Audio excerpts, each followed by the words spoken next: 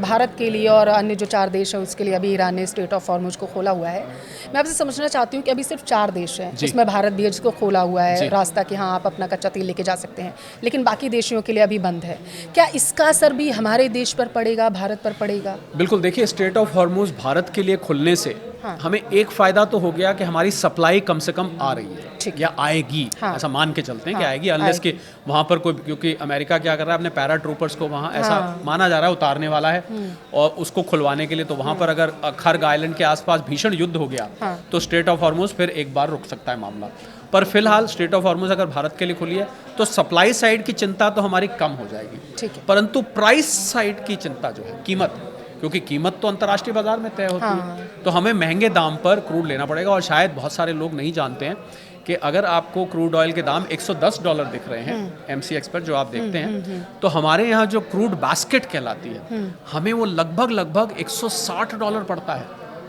यानी कि $110 अगर वहाँ दिख रहा है तो $155-60 के बीच में पड़ता है, क्योंकि उसमें रिफाइनिंग कॉस्ट जुड़ती है, उसमें इंश्योरेंस जुड़ता है, उसमें शिपिंग कॉस्ट जुड़ती है, और क्रूड भी हम अलग अलग जगह से लेते हैं पल्लवी, रशिया से, अल्जीरिया से, वेनेजुएला से, मिडल ईस्ट से, बहुत, तो उसको हम पूरे को बास्केट बना के कहते हैं। तो हमारी जो लैंडेड कॉस्ट है क्रूड की वो इससे कहीं ज़्यादा है। आप सोचिए कि कितना हमें विदेशी मुद्रा भंडार अपना देना पड़ता है इस क्रूड को खरीदने के लिए।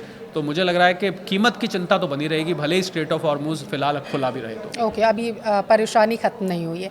अब ऐसे में जो आम रिटेल इन्वेस्टर है उसे रुकना चाहिए, संभलना चाहिए, घबराना चाहिए, या टकटकी लगा के अभी मार्केट को देखना चाहिए, क्या करना चाहिए? देखिए, अगर तो आपका पोर्टफोलियो आपने जहाँ भी निवेश किया हुआ है शेयर मार्केट में या सोने चांदी में, अगर वो घाटे में है तो घाटे में तो पैनिक नहीं करना चाहिए। घाटे में आदमी पैनिक कर जाता है, तो पैनिक नहीं करना चाहिए, हड़बड़ाहट में बेचना नहीं चाहिए, लॉस नहीं बुक करना चाहिए।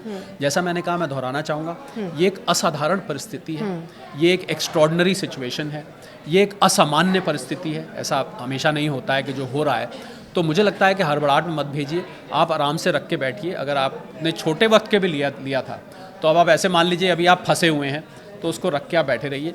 कीमतें वापस आएंगी, हमेशा एक जैसा नहीं रहता मार्केट, कभी भी एक ही डायरेक्शन में लंबे समय के लिए नहीं जाती। और अगर आप लंबे वक्त के निवेशक हैं तो फिर तो आपको वैसे ही चिंता नहीं करनी चाहिए, घबराने की जरूरत नहीं है। मुझे पल्लवी मार्केट्स को देखते हुए 35 साल हो गए। मैंने कोरोना भी देखा, मैंने 2008 का रिसेशन, लीमैन ब्रदर्स का वो भी देखा, मैंने .com बबल आया था वो भी देखा, मैंने 1990-91 जब भारत को एक बार सोना गिरवी रखना पड़ गया था, मैंने वो भी देखा। तो फेज आए चले गए, दौर आया चला गया। लंबे वक्त में मार्केट मैंने सिर्फ ऊपर ही जाते देखी है। ऐसा नहीं हुआ कि 20 साल में मार्केट नीचे आई हो, बीच बीच में 1-2 साल हो सकते हैं खराब हो सकते हैं, तो आप समझ लीजिए अब 1-2 खराब साल आए हुए हैं। इंग्लिश में बोलते हैं पल्लवी, दिस टू शैल पास, बुरा वक्त है, गुजर जाएगा। तो मुझे लगता है आपको आराम से बैठना चाहिए, लंबे वक्त के निवेशों को घबराना नहीं चाहिए, बल्कि मैं ये कहना चाहूँगा कि आपको इसमें निवेश के मौके ढूंढने चाहिए, क्योंकि वॉरेन बुफे एक अमेरिका के बहुत बड़े इन्वेस्टर हैं, जो दुनिया के सबसे बड़े इन्वेस्टर हैं, उनका कहना यह है कि जब सब खरीद रहे हों तो आप बेचिए, और जब सब बेच रहे हों तो आप खरीदिए। ये उनका कहना है। तो इसलिए आपको जो इस समय शेयर्स और गोल्ड की कीमत, जो इस समय कीमत आई हुई है, ये कीमत तो मुश्किल से मिलती है। तो मुझे लग रहा है आपके लिए एंट्री करने के लिए, परंतु वो 2 नियम याद रखिएगा। एक तो छोटा छोटा करके करना है, थोड़ा थोड़ा करके करना है, 15 दिन बाद, महीने बाद। मान लीजिए आपके पास 2 लाख है, फिर मैं दोहराना चाहूँगा, निवेश की सलाह अपने फाइनेंशियल एडवाइजर से लीजिएगा, हम आपको निवेश करने के लिए इंसाइट नहीं कर रहे। मान लीजिए 2 लाख है तो 20-20 हज़ार के 10 हिस्से बना लीजिए। मैं एक उदाहरण दे रहा हूँ, मैं होता तो क्या करता, मैं उसको एक 20,000 अभी, फिर एक हफ्ते 10 दिन बाद, फिर 15 दिन बाद, फिर 1 हफ्ते बाद, तो मैं मौके देख के टुकड़ों में 10-10 करता। और दूसरी बात, मैं लंबे वक्त के लिए लेता, मैं उसमें ट्रेडिंग नहीं शुरू कर देता, और दिन में 3 बार मैं फ़ोन से चेक नहीं करता कि अब क्या हुआ, अरे यार ये तो गिर गया, अरे यार ये तो बराबर आ गया, अरे यार ये तो ये हो गया। क्योंकि आप जब बार बार देखते हैं ना पल्लवी, मैं आपको इन्वेस्टर साइकोलॉजी बता रहा हूँ, तो कभी ना कभी आपका बार बार देखने पे बेचने के लिए मन कराएगा। आपको वो एक नेचुरल इंस्टिंक्ट होती है वो, कि आप उसको बेच देंगे, और नहीं देखेंगे आप तो फिर अब देखिए ना। और इसका सबसे अच्छा एग्जाम्पल मैं बताऊँ, हमारी दादी जी, आपकी दादी जी, मेरी दादी जी, हमारी, उन्होंने जो अपने हार लिए थे, 9 लाख हार, 9 लाख, और आपको याद होगा, वो आपको बताती हूँ, अरे बेटा हम उस समय तो कीमत होती थी 100 रुपए का तोला, 150 रुपए का तोला ऐसे बिल्कुल, बताती। बिल्कुल। आप देखिए उनका कहाँ से कहाँ आ गया। क्यों? क्योंकि उन्होंने दिन बार 3 खोल के रेट नहीं देखे, हाँ। उन्होंने बार बार देखा नहीं। आज वो इतने बड़े मुनाफे में है। मैं जो 100 ग्राम प्रति हाउस होल्ड घर की बात कर रहा हूँ, इसीलिए मुनाफे में है क्योंकि उन्होंने लंबे वक्त के लिए उसको रखा है। तो आप इसको लंबे वक्त के लिए रखें। अच्छा शरद जी, क्योंकि आप एक अर्थशास्त्री हैं, तो मैं ये चाहती हूँ कि ईरान में जो अभी युद्ध जिस तरीके से चल रहा है, इसको कितना बड़ा आप आर्थिक खतरा मान रहे हैं भारत के लिए भी, ज़रा सही से बताइए, समझाइए। देखिए ये निर्भर करता है कि किसी भी देश के लिए कि वो कितना ग्लोबल अर्थव्यवस्था के साथ, अगर मैं हिंदी का टर्म को गुथा हुआ है, ओके। कितने ज़्यादा आप एंटैंगल्ड हैं। हाँ। तो भारत की अर्थव्यवस्था अच्छी बात ऐसे में लगती है कि बहुत ज़्यादा विदेशी अर्थव्यवस्था नहीं है। हालांकि हमारा एक्सपोर्ट $850 बिलियन का है, हमारा इंपोर्ट लगभग $950 बिलियन का है। बहुत सारी चीज़ें हम आयात पर निर्भर करते हैं। पर अच्छी बात यह है कि हम अपने आप में एक दुनिया है। हाँ। 140-45 करोड़ लोग, हम अपने आप में एक अपने आप में एक अलग ग्लोब हैं, अलग अलग वर्ल्ड हैं। तो इसलिए हमें इसका प्रभाव और देशों के मुकाबले, पल्लवी आपके सवाल का सीधा जवाब दे रहा हूँ, कम पड़ेगा। वैश्विक मंदी मुझे यहाँ से दिखाई दे रही है। विश्व की अर्थव्यवस्था मात्र 2.5% पे ग्रो कर रही थी, मात्र 2.5% पे। और जो अपने आप को विकसित देश कहते हैं, उन देशों की हालत पहले ही ख़राब थी। किसी की ग्रोथ थी पल्लवी 0.2%, किसी की थी 0.7%। ये कोई ग्रोथ थोड़ी ना होती है। ये तो ऐसा लगता है कि ज़बरदस्ती आपने 0 से ऊपर रखने के लिए एक नंबर निकाल रखा है। मुझे लग रहा है कि ये युद्ध जैसे जैसे आगे चलेगा, ये वैश्विक अर्थव्यवस्था को मंदी की तरफ ले जाएगा। और अगर वो मंदी आती है तो उसका कुछ ना कुछ प्रभाव, इंग्लिश में हम बोलते हैं रिपलिंग एंड कैस्केडिंग इफेक्ट, यानी कि आप पत्थर फेंकते हैं ना नदी में, तो उसकी लहरें आपको छोटी छोटी लहरें दूर तक जाती दिखाई देती हैं, फिर जैसे जैसे आगे जाती हैं ख़त्म हो जाती हैं।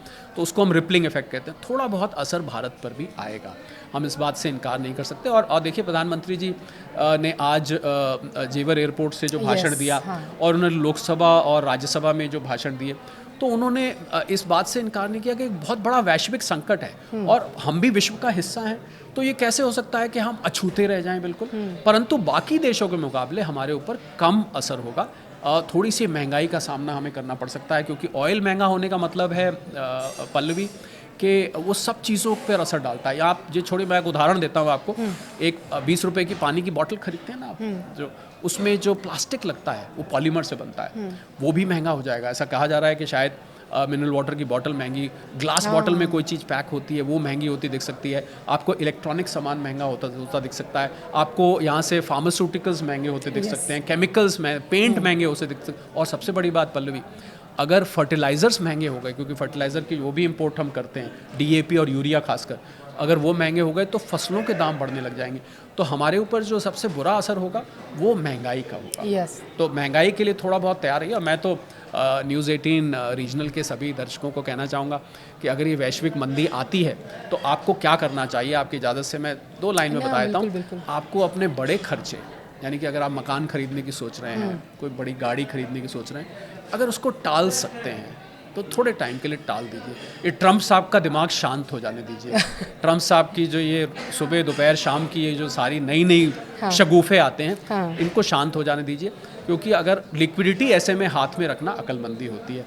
पैसे रखिए अपनी जेब में, अगर टाल सकते हैं तो टाल दीजिए, बहुत मजबूरी है तो खरीद लीजिए। आप कहना चाहते हैं कि ग्लोबल मार्केट में ये जो युद्ध की अभी स्थितियां बनी हुई हैं, पैनिक पैदा कर सकते हैं, क्योंकि अगर ज़्यादा इन्वेस्ट कर देते हैं ओके, तो उन्हें थोड़ा सा पैसे अपने पास रखिए। क्योंकि अगर महंगाई आती है तो ये आपका घर के बजट को, पल्लवी सीधी बात कर रहा हूँ मैं, बिगाड़ सकती है। अगर आपका महीने में दिन में महीने का खर्चा 20,000-25,000 में किचन चलती थी, हो सकता है वो अब 30-35 तक पहुँच जाए। अगर महंगाई यहाँ पर पूरी आ गई तो आपका बजट बिगड़ जाएगा, आपकी सेविंग्स नहीं होंगी। तो ऐसे में आपको क्या करना पड़ेगा, आपको अपनी सेविंग्स को, पुरानी सेविंग्स को यूज़ करना पड़ेगा।